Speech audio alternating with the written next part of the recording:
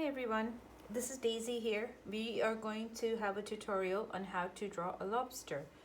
And so this is a lesson plan for a lesson for students in basic drawing level 2 that translates into 7, 8 or 9-year-old students that want to learn how to freehand draw a lobster. My picture that I'm working on about a lobster is this one, where it's not a top aerial view looking at the lobster just flat down. Instead, there is a curve and it's a partial body. So that means we are going to draw it in the way that we have to pay attention to the curve, where the tail would be in relation to the claws and things like that. So having said that, we're going to set this picture aside and we're going to focus in on our paper. Again, one more time, just to kind of talk to you a little bit about how to break down something that you've never drawn before. So if we were to work on the shell of the lobster to begin with, our shell holds the head and the thorax. And so measure it from here to here, and you will notice that from the tip, from you're going to the back of your shell to the front of its antenna base right here, that's my measurement. I pick it up, I hold the pencil, and then right from there I can check to see how far out would I draw the claws, the crusher claws. So I know that, so I know I need this much space for the two of them, but for the back tail, not so much, maybe about a third of it. I need to know this, it's what I call paper management. You really do need to plan for how much space you need for every section of what you're going to draw. Don't just get into it without checking on those parts first. So if this is my entire paper, you're going to break it into 1/3, just like this. And I'm going to make lines so that it helps you. And the rest of this, if you put your finger on both sides and slide together, you'll find the middle without having to use a ruler. And we're going to make another section right there. This is where the tail would end up, my shell and my claws. Okay, now let's start. So first line, the top curve, not at the line, a little bit before it, angling down, draw this part. The body curves over and then curves out and then curves down like this. So there is not a straight line. You have a top curve, a bottom curve to the whole thing. Next, what you're going to do is the front of this line, you're going to bring it back in like a letter C. This is where you would anchor the eye. Then you make a shallower letter C right here for the antenna. And coming from here, you would connect both these lines with a curve. So going downward first to pick it up right there. I'm going to just create outlines and then I'm immediately going to put my colors to it so that we can understand it. Next, the tail. Our tail is sitting very close to the end of our shell, right about here. It starts here and it goes vertically down and turns. So we have a tail like this. I don't always draw the part that connects to this one, so it's not natural for me to go from the shell to the abdomen. I went to the tail because I want to know where it sits first. Next, don't go to the corner of the shell, come down a bit, and you're going to create a curved line that ends up over here. So you're going to end. This is your tail, that's all you need. Moving down, come back to the face, the shell's front, eye, antenna, and now here. Move downward a little bit and create yourself a curved line, which will, this is where the first claw is going to anchor itself. We can take off this part. And so we're going to pull out two lines that are not going to be vertical. They're going to be a little bit diagonal, as if it's going to go to the front right there. So you're going to create short lines, not very long ones.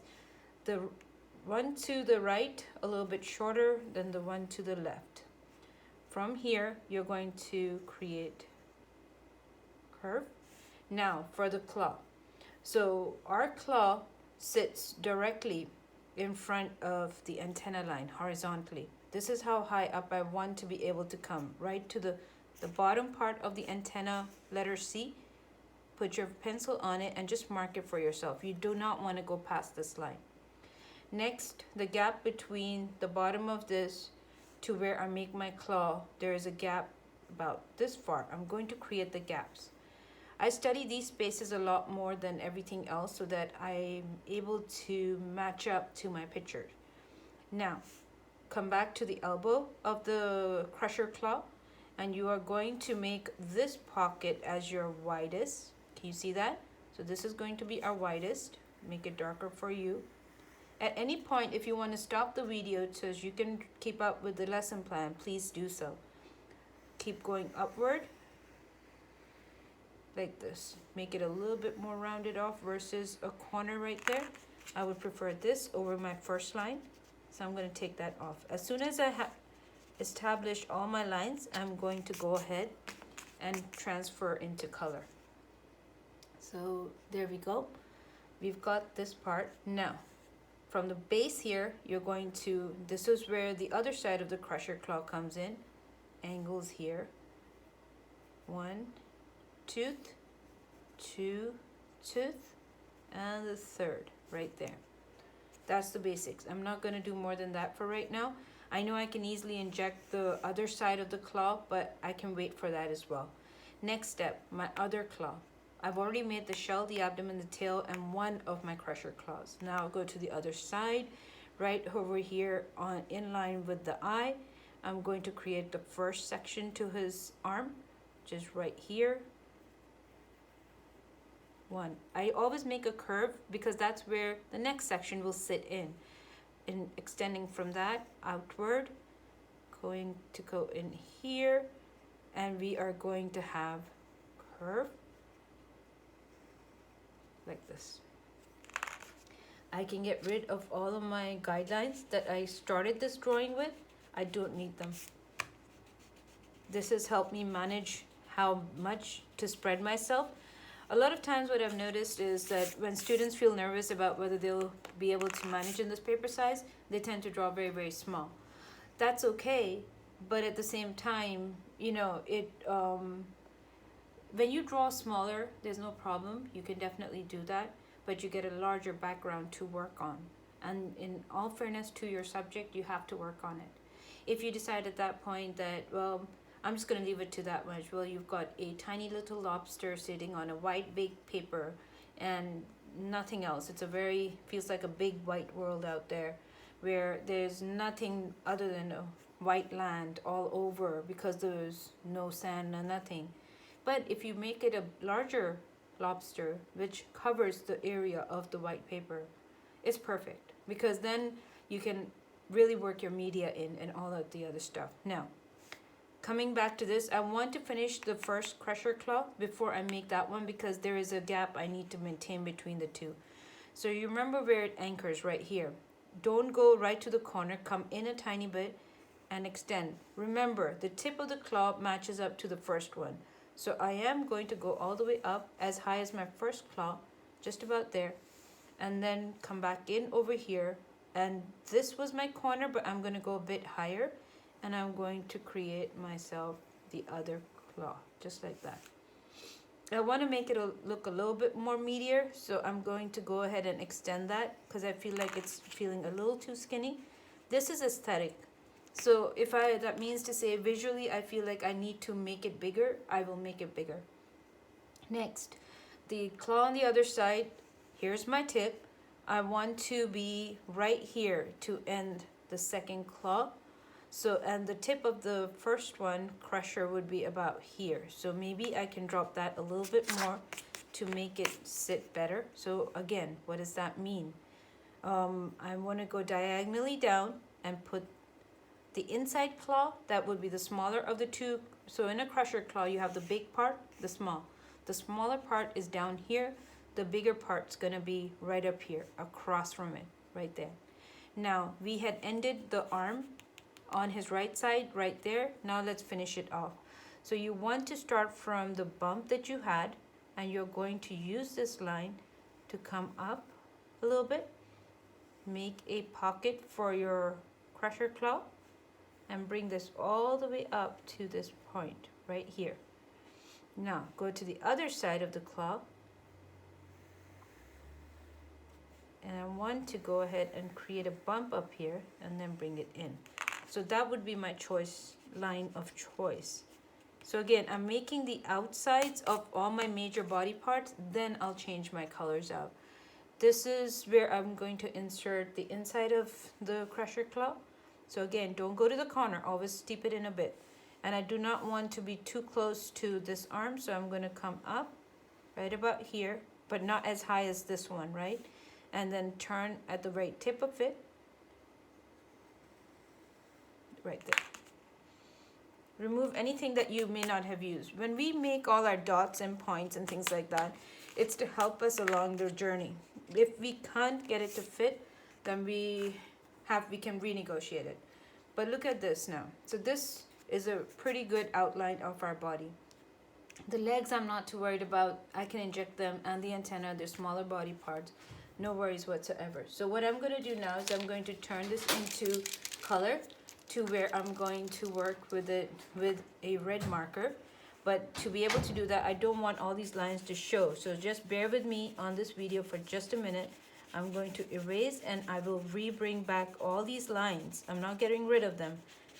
If you wish to convert to a marker right now, you can do so. You can pick up a red Sharpie, or you can pick up a red marker, and that would both work. It's not a problem. Remember to keep watching the video and pause it as and when you feel it's getting too fast for you. You have to do that for yourself. I would not be able to estimate as to what speed would be good for you, but I want you to feel free to pause as many times and rewind to get a certain step that you feel you could not get the first time around. Now, moving into our marker part. So here we go. So coming back in.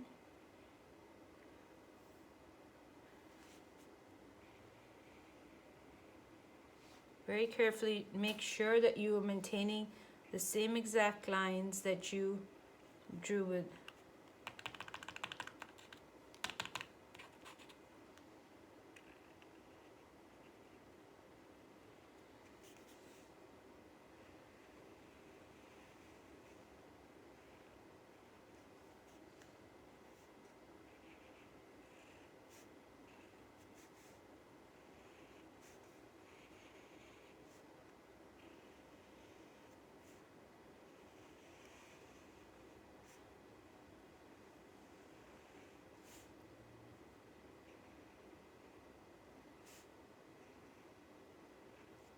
Just getting all the lines done. If you're wondering what I'm working with, I am working with a red acrylic marker.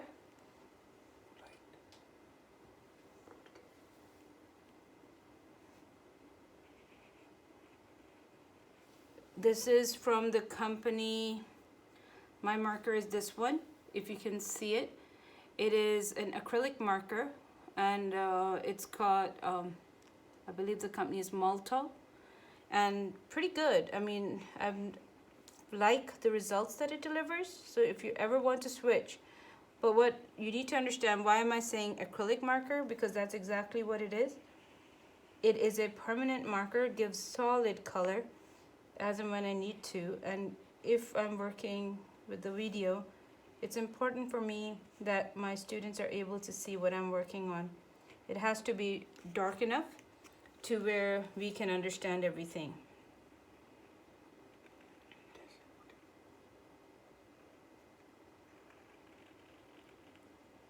Is it fused? Yeah, mustard. Okay, now let's start with our different body parts here. And that means right into this part is our eye. The eye is a circle that sits inside over here, and it splits into its eyelid right there, and it has its eyeball right here. Now, moving into the antenna, the base of the antenna is 3 sections. So we start from here, we're going to do short line, longer line, and we're going to close and another segment, And we're going to always close with a curve, not a straight line. Bend it away now, a little bit to the side, curve. And now draw one side of it, not both. So that means I'm going to take my line and it is going to come from this corner, go under the claw and go out. So here we go.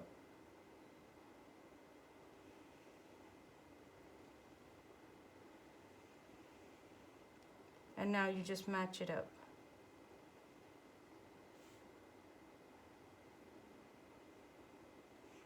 Right there. So that's one antenna. Let's go for our second one. But between the antenna, there's a smaller antenna that I see, but I'll draw what's on top first. So what's on top, I can see as small feelers almost. That's what's showing up to me next before I make anything else. So I go to this part that we stopped at, extend it out by a little section, just like this.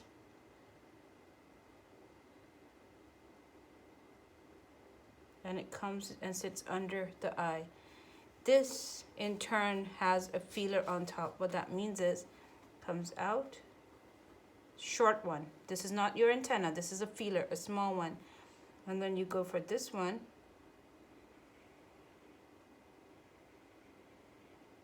There you go. And then the antenna is sitting under it. So right under it, this is where I start to see my antenna. One, can you see my boxes? Go to the next one, right there. And now we're going to take the antenna line, go under my other one, other crusher claw, and we're going to draw the line. So here we go. One,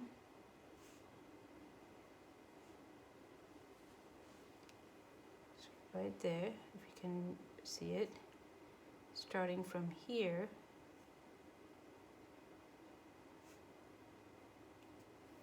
Right there. So that brings my two antennas to completion. Now I want to bring in my texture around the crusher claw. So what that means is there were a lot of spokes which I did not draw. So I'm going to draw them now. Take the line away from the main line, bring it in, and then go back out to create another one, a total of 4. No more. So this completes it. Do the same on the arm here. So on the first segment you have one of the bigger ones. And on the second one here, 2, 3. Okay, so we've got all of those done. Now let's create the sections in the body itself. So here we go.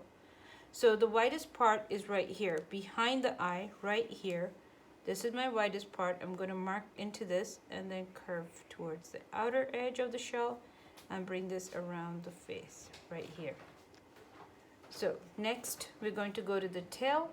And we are going to first make our first section right over here. 1. Second section is going to be right over here. 2. Third section is going to be right over here. 3. Fourth section here. And the 5th. Right there. You're done. The tail has got various fins that are attached to it. It's not one solid part, it's a few. So if you can see it, 1, 2, 3, 4. So that covers all of this. Next are legs. So let's draw them one at a time. What we can see, we can mainly see the ones on his right side. So let's have a look at that. It comes to touch the crusher claw right over here. So I have one part of this leg kind of coming very close, and it comes about this much and it finishes. So I want to add that in first. Next, I'm going to wrap around it. It moves downward like so, and then it goes back to the body here and to connect right there. And then there's a outside of this leg as well that we still have to make, which is going to be 1 and 2 right there. Done. That's one leg. Next leg is coming over the side right here. So I started away. This is the bottom of the body. I want to be right here, and I want to go very close to my leg, the first leg. So that means I'm going to be right here.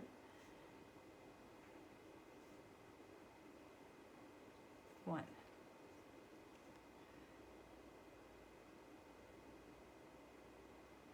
Two. Three.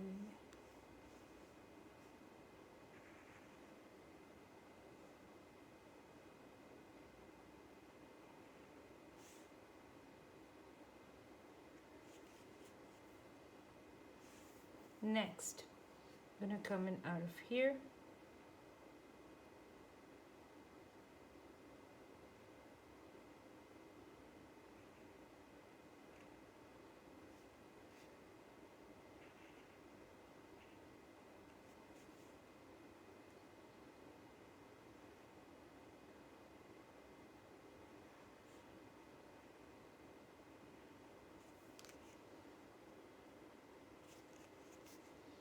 So you have those three.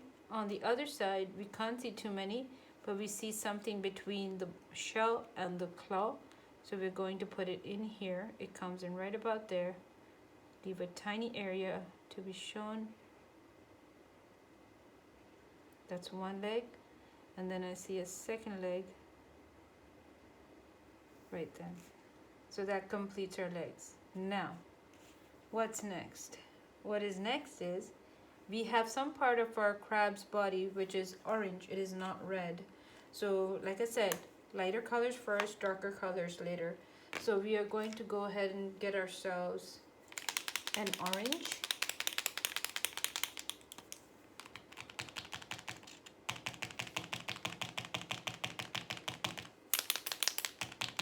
And we're going to activate this pen, which doesn't want to work right now, but it will. Or rather, we can use our markers, which are also available to us.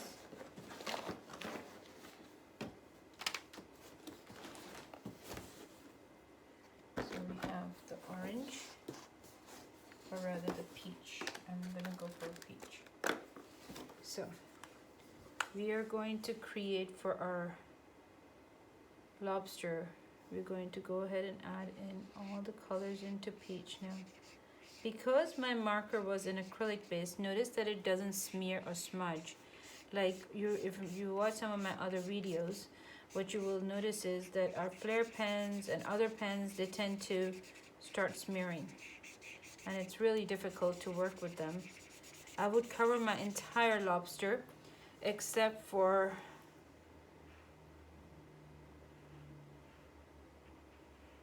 this line right here.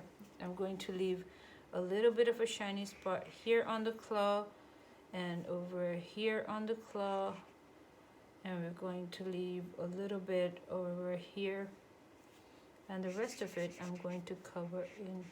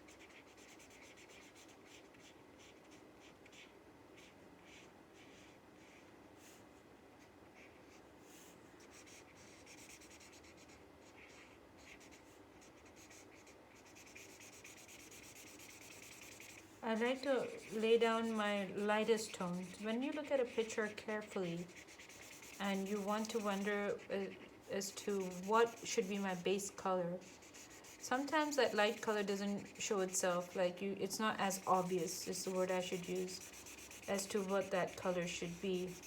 But regardless, there is a very, very light shade that sits there. In my case, it was a peach.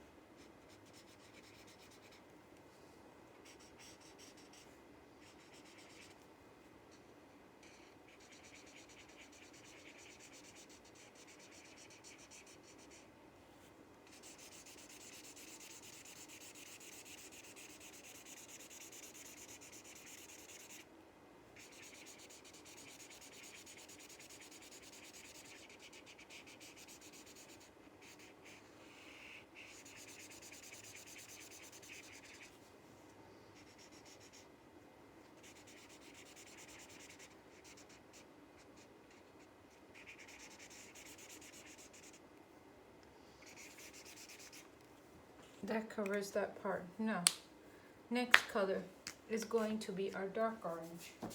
Not just a red right away. I'm going to go in for a darker orange and work on those things next. So what does that mean? That means I'm going to leave away the light areas that I don't want to work on. So section by section, this is one.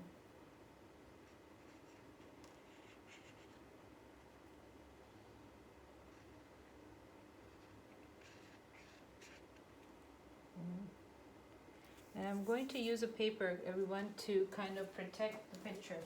When you work with markers, your hands are the biggest mixing agents that you're going to work with. So put a paper to protect the rest of it and start working on it.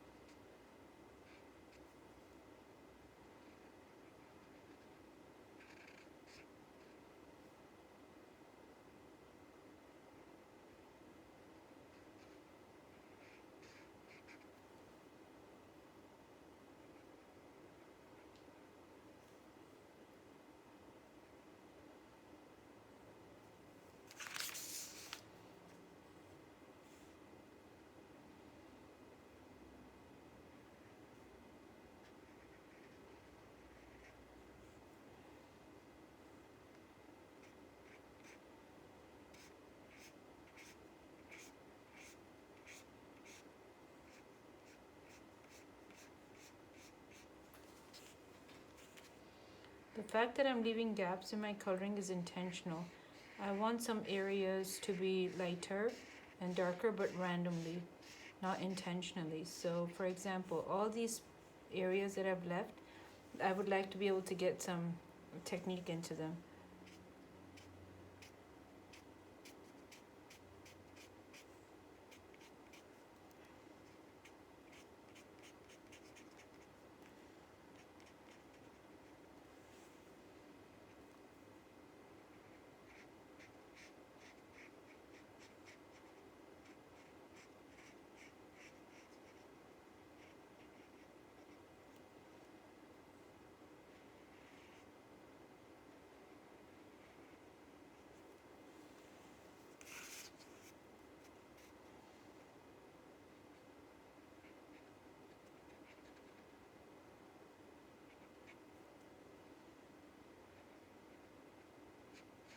Again, keep pausing the video. I'd like you to keep up with me one section at a time. If I'm going faster and you want to pause the video at any given time, please do so. And keep working at your own speed.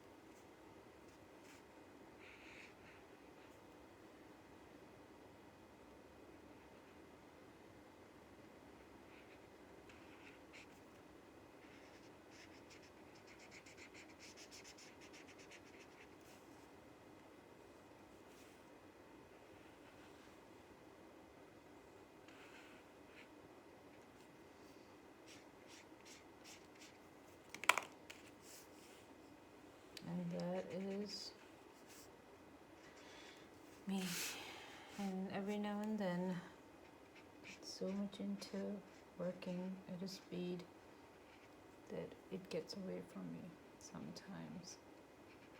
And it's okay. I'm going to convert that into the spots of sand and everything.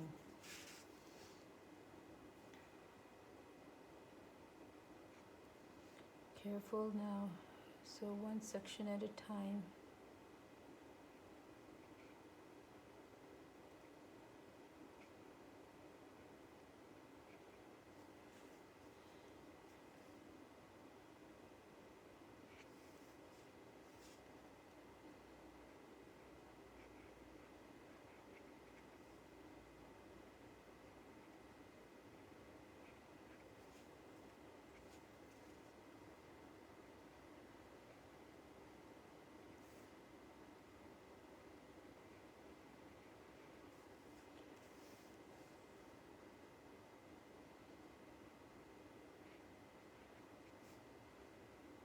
Notice how simply, if you keep your eye on the lights and darks from something that you are working off of, I have a picture here that is my source point, and I am working with that, so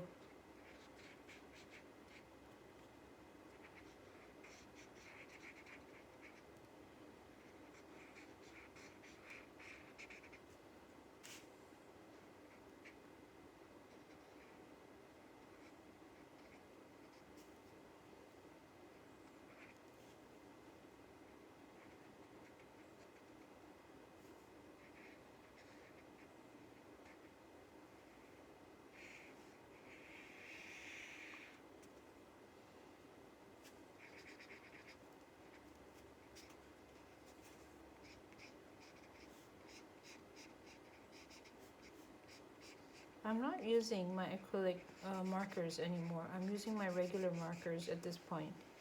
And if you want to know, it's Crayolas.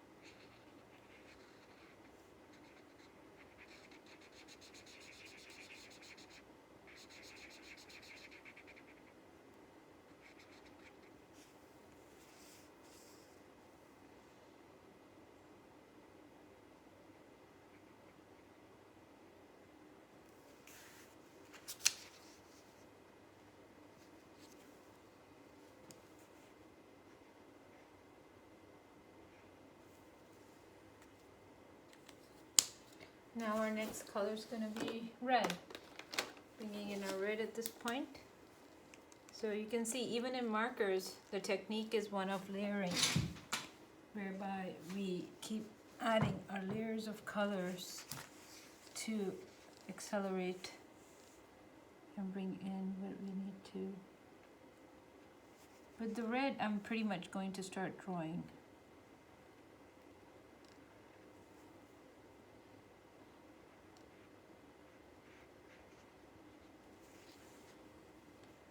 And I will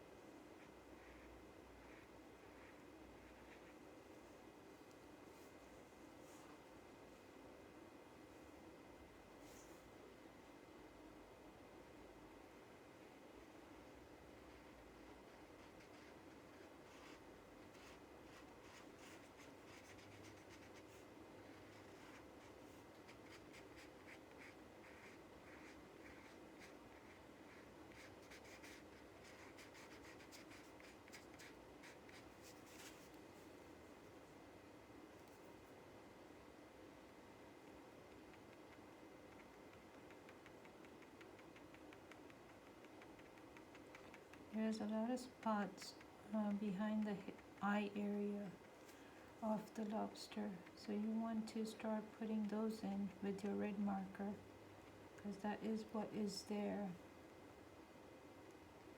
It's all predominantly on the shell, and the reason we can see it so properly on the shell is because that seems to be the closest part in the photograph to us, so it comes out a lot more easily for us.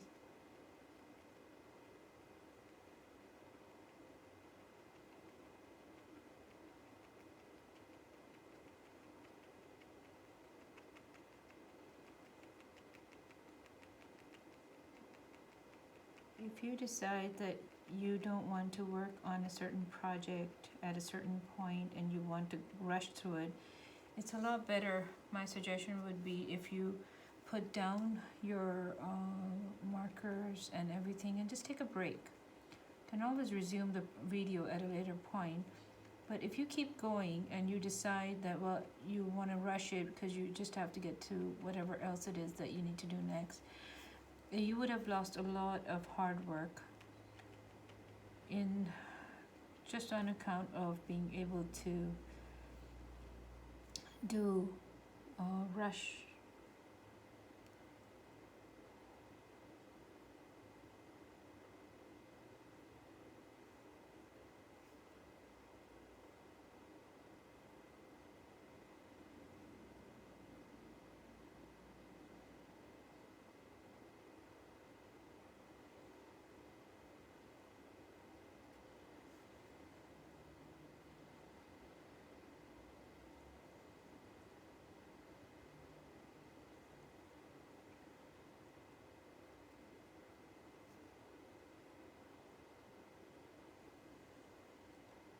Every time you see me color a certain part, not sure how I got to it, please stop the video, rewind, and just watch it again.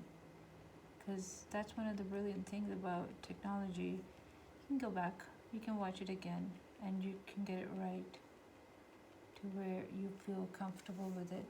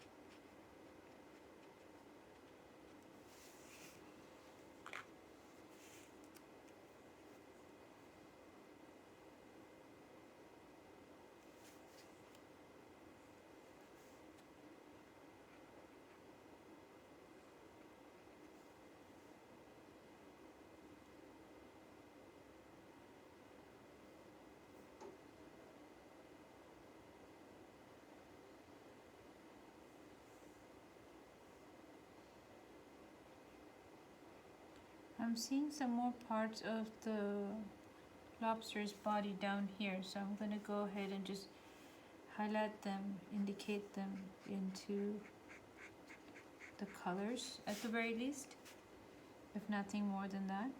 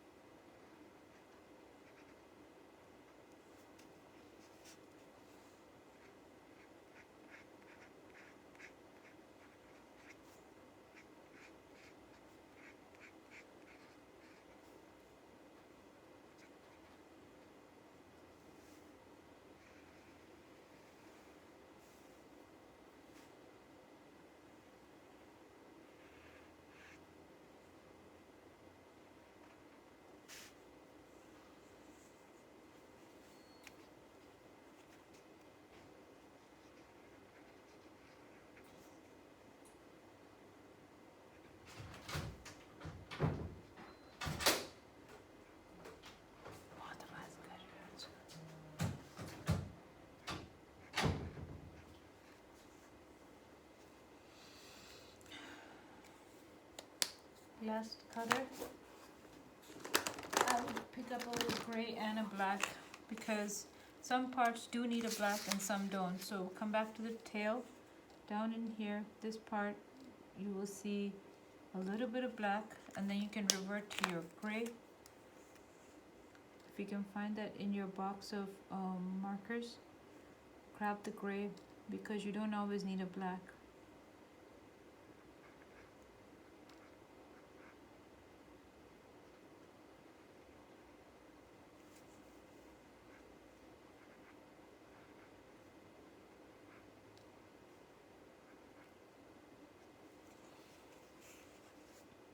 There.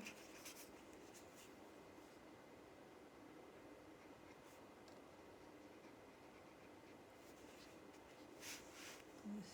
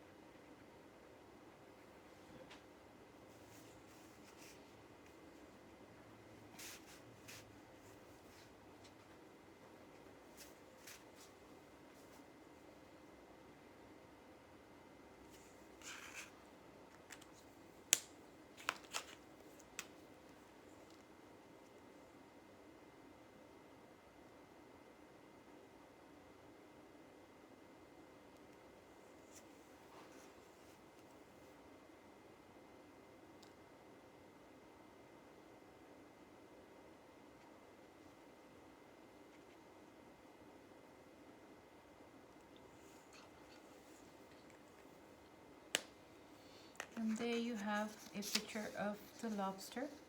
What you can additionally do is you can add a background to this if you have the capacity for it, and if you want to extend it a bit more, you could create grays and blue tonals, or you could do a beach backdrop or something. But things to think about, and that would be our lesson plan. See you in our next tutorial. Be safe.